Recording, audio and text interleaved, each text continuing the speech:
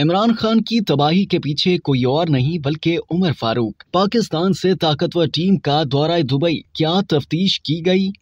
पाकिस्तान के साबिक वज़ीर आज़म इमरान खान को तोशा खाना केस में गैर कानूनी तौर पर सरकारी तहाइफ फरोख्त करने और असासे छुपाने में मुलव्वस होने के बदउनवानी के जुर्म में 3 साल कैद की सजा सुना दी गई है। ये तोशा खाना स्कैंडल में दुबई में मुकीम ताजर और लाइबेरिया के सफीर लॉर्ड उमर फारूक ज़हूर का सबूत था, जो कि इमरान खान के लिए उनके मुकदमे की समाअत और सजा के लिए अहम साबित हुआ, जिसने फिलहाल साबिक वज़ीर आज़म की किस्मत पर मोहर लगा दी है।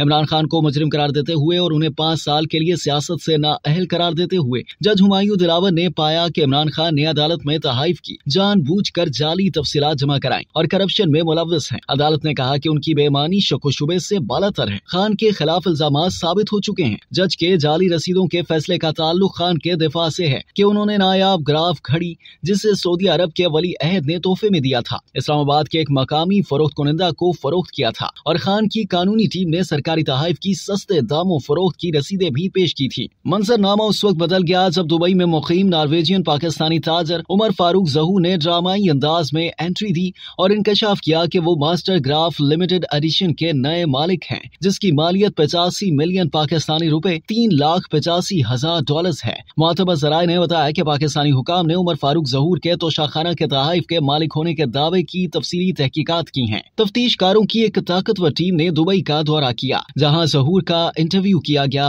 और उनके बयाने हल्फी लिए गए।